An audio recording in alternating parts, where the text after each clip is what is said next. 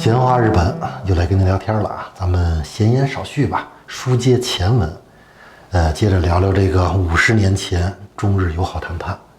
您要是还没看上一集啊，建议先去看一下，这样在内容上会比较连贯。话说呀，这场谈判是由周恩来总理的中方团队对阵日本首相田中角荣的团队。到北京第一天的晚宴上，日本这位田中首相上台致辞，说了这么一句日语：他大なご迷惑をおかけしました。因为这里边有2个汉字嘛，迷惑。当时的中文翻译呢，又把语气给翻译轻了，写了个给中国人民添了麻烦。结果一下现场的气氛给降到了冰点。周总理啊，在晚宴结束之后，就跟这个田中说：“你这个发言是通不过的。”果然啊，第二天双方继续谈判嘛。周总理一上来就说你们日本的侵略给中日双方造成了那么大的损失，你这一句添麻烦了不行。哇，这话一出，整个这会场没声了。田中也不知道该怎么办了，因为他说的那些话是他在日本的国会辩论啊等等好多的正式场合都说过的话。换句话说，就是关于这个重大历史问题的阐述，这套说辞是得到了日本各方政治势力认可的。如果他要换一套词儿，万一尺度不当，会给他带来一个巨大的政治风险。所以憋了半天，这个田中才一边擦汗一边解释说：“我本意呀是诚心诚意的谢罪，迷惑这个词儿也确实是日语里边谢罪的正式用语之一，但是我不懂中文啊。”这个词的字面意思是不是符合中国的习惯，我判断不了。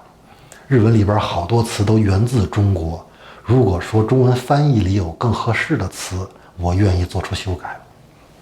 但中方不同意啊，甚至把日文的词典都拿出来了，就是说觉得你这个谢罪不诚恳。我们上次说过啊，双方最终是要形成一个联合声明的呀。第一个议题就是日本对战争的反省。那么好，你这个迷惑发言延展出来，日本的战争反省到底怎么表述，说到什么程度，双方在这个尺度上就开始焦灼不下。按照中方的意思，就是光一句话不行，你得表明一个谢罪的态度，而且谢罪还得从不同的角度叠个2层3层才行。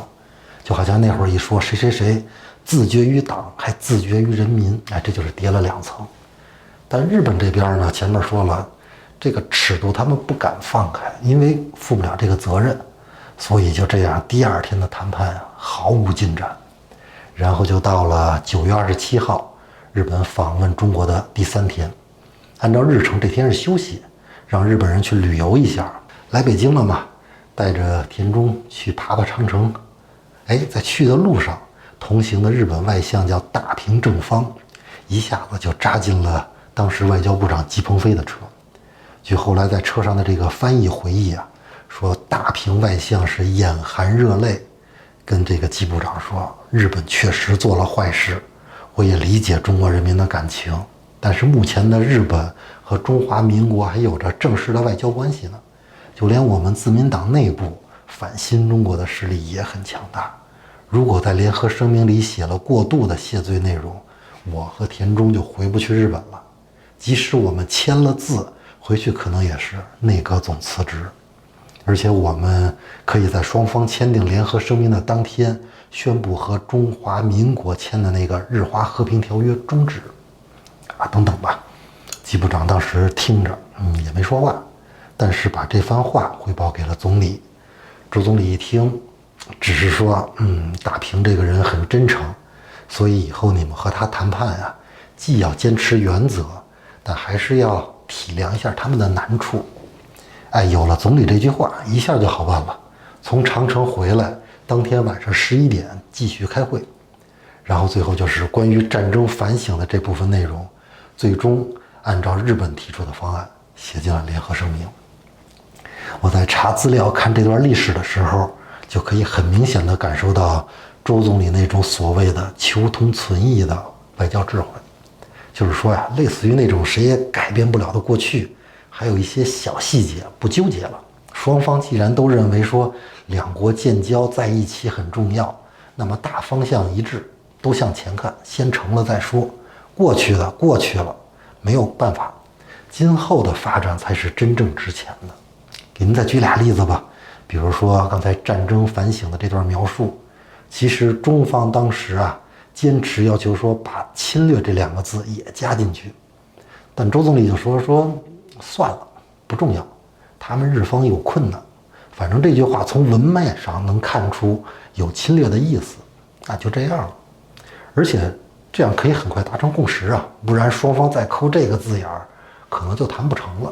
毕竟双方在谈判里的立场，咱们上期分析过，中国方面的弹性更大一些。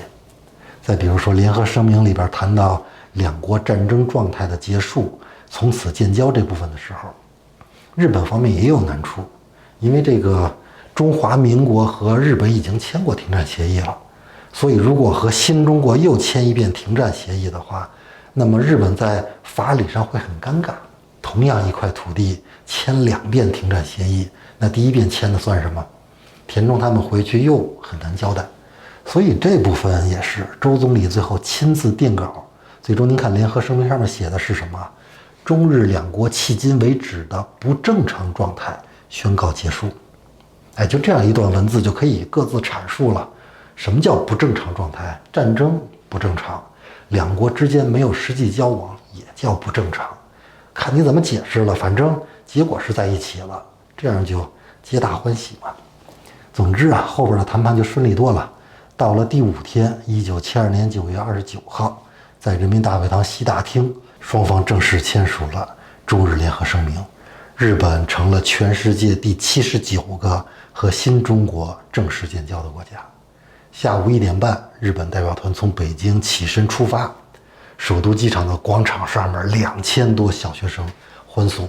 那个场面那是相当壮观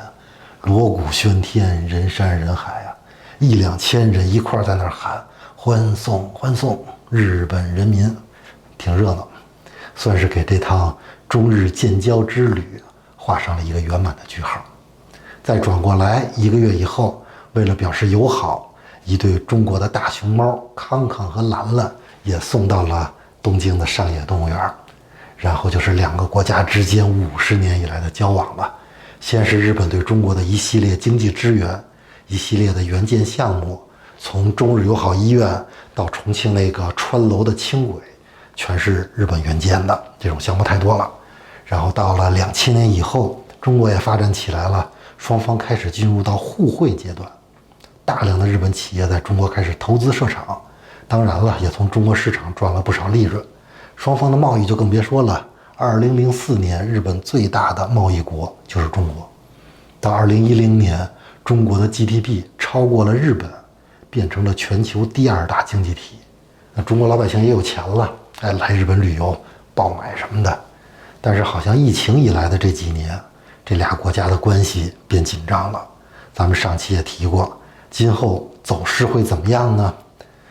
首先必须得说，这2个国家半个世纪的交往，很多的连接已经是根深蒂固了。2国关系无论是变得更好还是更坏，都需要一个过程，一段时间。但是变好还是变坏这件事的决定权，由于国情不同，拍板的人也不一样。中国这边一定是由国家的领导人来定，而日本这边呢，是由大多数国民来定。日本那个所谓的领袖，他可以利用民意，但是他没办法违背民意，不然就下台了。那么中国国家领袖的这个意图，咱们境界不够，不能贸然揣测。可是日本这边国民的想法，我生活了20年，还是有一些了解的。毕竟友好这种事儿你情我愿的，有一方不同意都成不了。那么日本国民是怎么想的呢？其实人都差不多了，想亲近谁，和谁搞好关系，大概少说有这么3个层次。